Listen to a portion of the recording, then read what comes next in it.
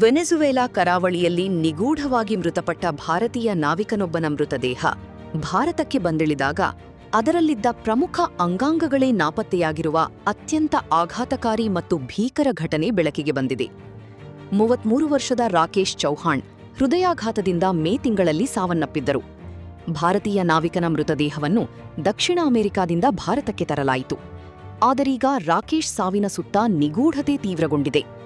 ರಾಕೇಶ್ ಚೌಹಾಣ್ ಅವರ ಮೆದುಳು, ಹೃದಯ ಮತ್ತು ಶ್ವಾಸಕೋಶಗಳು ಸೇರಿದಂತೆ ದೇಹದ ಹಲವಾರು ಅಂಗಗಳು ಕಾಣೆಯಾಗಿವೆ ಎಂದು ಅವರ ಕುಟುಂಬ ಆರೋಪಿಸಿದೆ.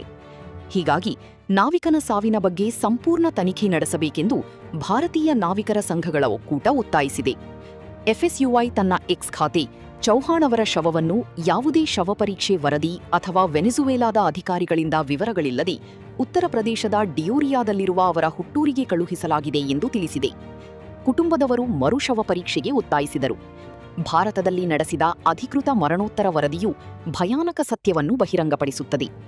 ದೇಹದಲ್ಲಿ ಒಂದೇ ಒಂದು ಅಂಗವೂ ಕಂಡುಬಂದಿಲ್ಲ.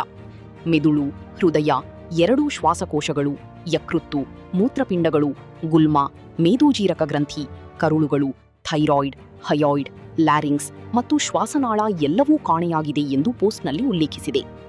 ದೇಹದ ಮೇಲೆ ವ್ಯಾಪಕವಾದ ಹೊಲಿಗೆ ಹಾಕಲಾಗಿತ್ತು. ಮರಣೋತ್ತರ ಗಾಯಗಳು ಕಂಡುಬಂದಿಲ್ಲ.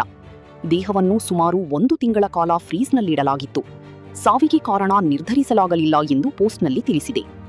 ನಾವಿಕನ ಶವದ ಸ್ಥಿತಿಯು ಪಾರದರ್ಶಕತೆ, ವಿದೇಶದಲ್ಲಿರುವ ಭಾರತೀಯ ಕಾರ್ಮಿಕರನ್ನು ನಡೆಸಿಕೊಳ್ಳುವ ರೀತಿ ಮತ್ತು ವಿದೇಶಿ ಅಧಿಕಾರಿಗಳ ಜವಾಬ್ದಾರಿಗಳ ಬಗ್ಗೆ ಪ್ರಶ್ನೆಗಳನ್ನು ಹುಟ್ಟುಹಾಕುತ್ತದೆ ಎಂದು ಒಕ್ಕೂಟವು ಅಸಮಾಧಾನ ಹೊರಹಾಕಿದೆ.